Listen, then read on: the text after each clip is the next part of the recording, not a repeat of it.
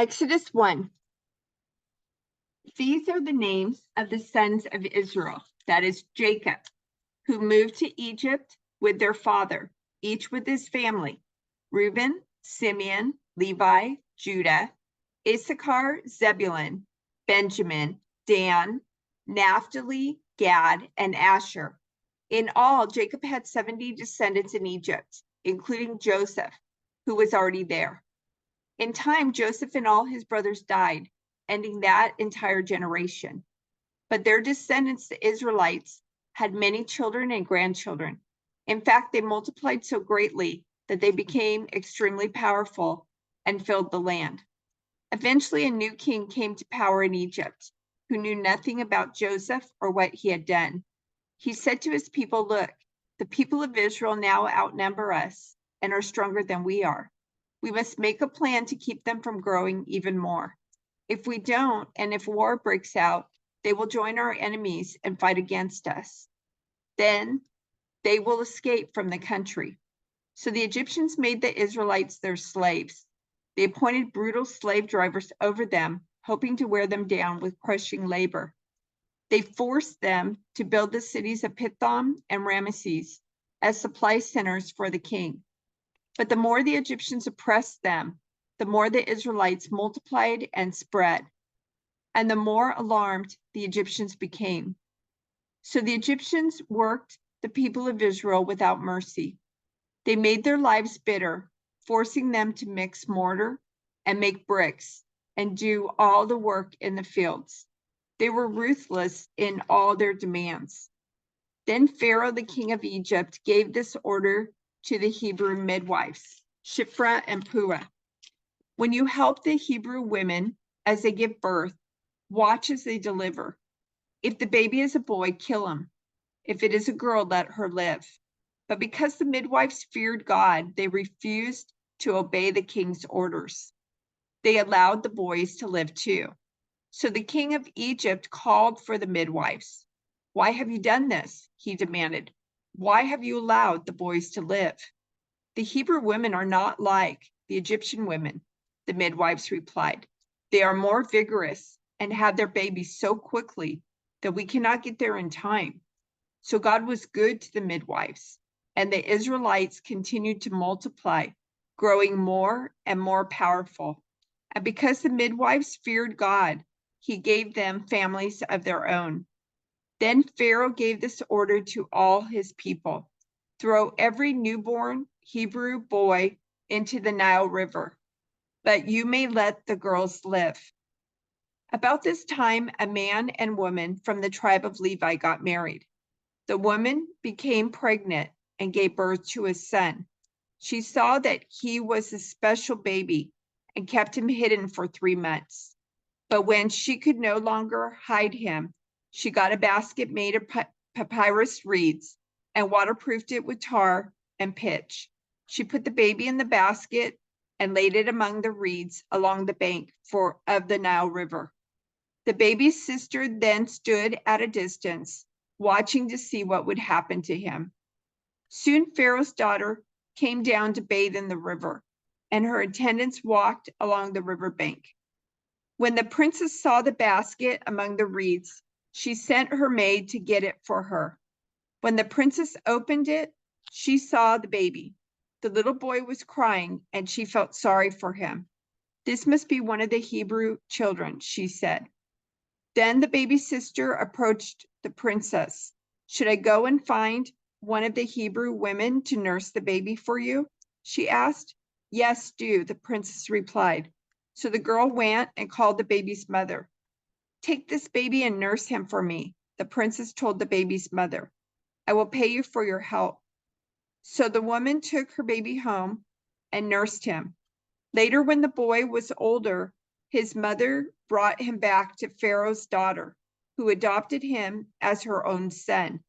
The princess named him Moses, for she explained, "I lifted him out of the water." Many years later, when Moses had grown up, he went out to visit his own people, the Hebrews, and he saw how hard they were forced to work. During his visit, he saw an Egyptian beating one of his fellow Hebrews. After looking in all directions to make sure no one was watching, Moses killed the Egyptian and hid the body in the sand. The next day, when Moses went out to visit his people again, he saw two Hebrew men fighting. "Why are you beating up your friend?" Moses said to the one who had started the fight. The man replied, "Who appointed you to be our prince and judge? Are you going to kill me as you killed that Egyptian yesterday?" Then Moses was afraid, thinking, "Everyone knows what I did." And sure enough, Pharaoh heard what had happened, and he tried to kill Moses. But Moses fled from Pharaoh and went to live in the land of Midian. When Moses arrived in Midian, he sat down beside a well. Now the priest of Midian had 7 daughters who came as usual to draw water and fill the water troughs for their father's flocks. But some other shepherds came and chased them away. So Moses jumped up and rescued the girls from the shepherds. Then he drew water for their flocks. When the girls returned to Reuel, their father, he asked, "Why are you back so soon today?" "An Egyptian rescued us from the shepherds," they answered. "And then he drew water for us and watered our flocks." "Then where is he?" their father asked. "Why did you leave him there?"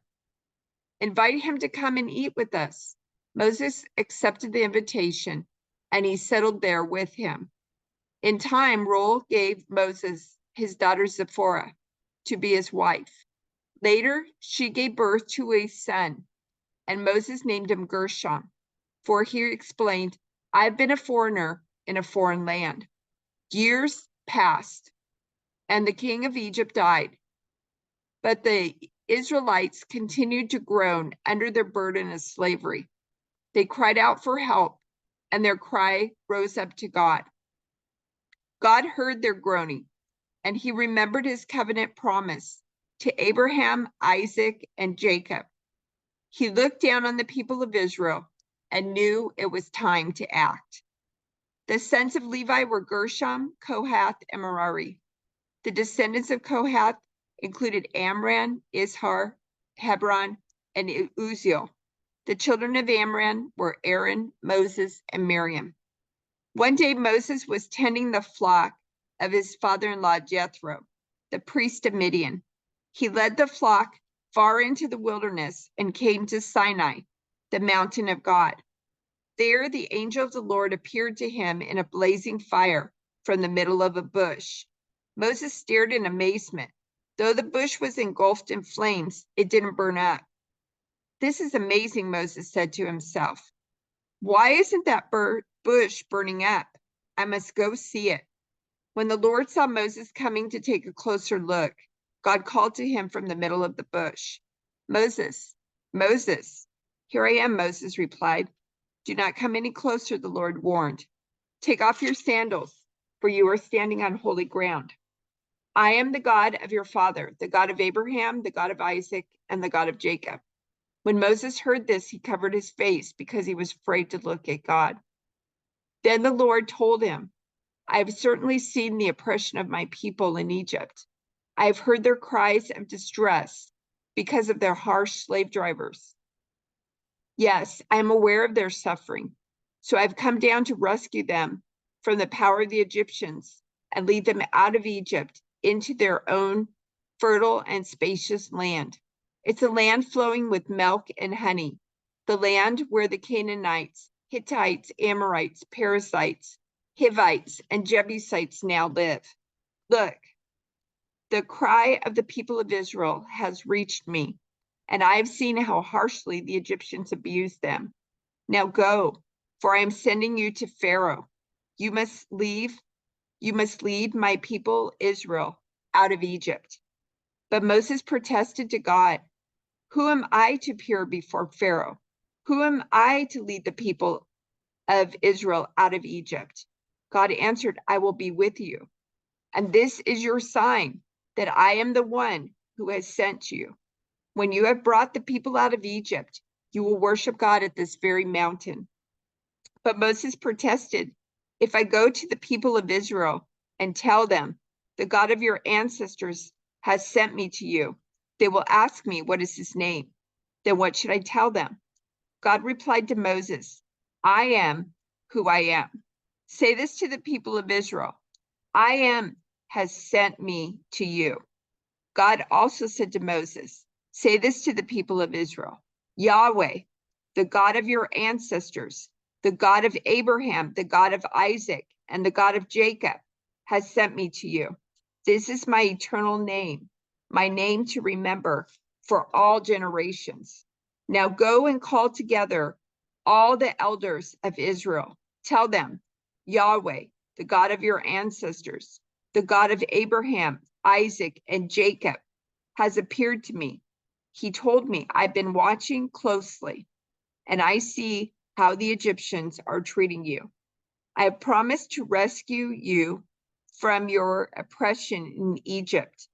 I will lead you to a land flowing with milk and honey, the land where the Canaanites, Hittites, Amorites, Perizzites, Hivites, and Jebusites now live. The elders of Israel will accept your message. Then you and the elders must go to the king of Egypt and tell him, the Lord, the God of the Hebrews, has met with us.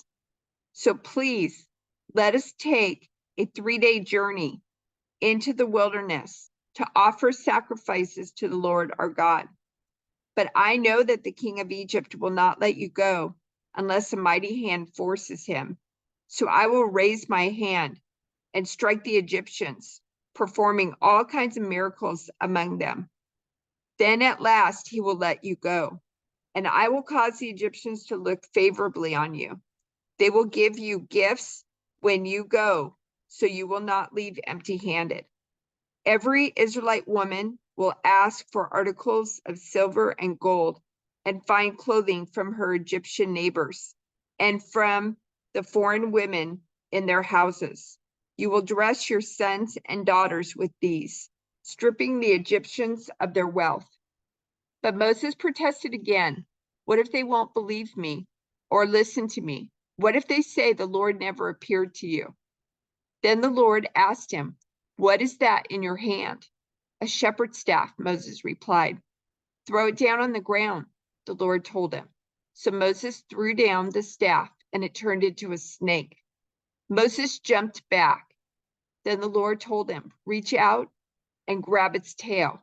So Moses reached out and grabbed it, and it turned back into a shepherd's staff in his hand. Perform this sign, the Lord told him. Then they will believe that the Lord, the God of their ancestors, the God of Abraham, the God of Isaac, and the God of Jacob, really has appeared to you. Then the Lord said to Moses, now put your hand inside your cloak. So Moses put his hand inside his cloak. And when he took it out again, his hand was white as snow with a severe skin disease. Now put your hand back into your cloak, the Lord said. So Moses put his hand back in, and when he took it out again, it was as healthy as the rest of his body. The Lord said to Moses, if they do not believe you and are not convinced by the first miraculous sign, they will be convinced by the second sign. And if they don't believe you or listen to you, even after these 2 signs, then take some water from the Nile River and pour it out on the dry ground. When you do, the water from the Nile will turn to blood on the ground. But Moses pleaded with the Lord, oh Lord, I'm not very good with words. I never have been, and I'm not now, even though you have spoken to me. I get tongue-tied and my words get tangled. Then the Lord asked Moses, who makes a person's mouth? Who decides whether people speak or do not speak, hear or do not hear, see or do not see? Is it not I, the Lord? Now go, I will be with you as you speak, and I will instruct you in what to say. But Moses again pleaded, Lord, please send anyone else. Then the Lord became angry with Moses. All right, he said, what about your brother Aaron the Levite?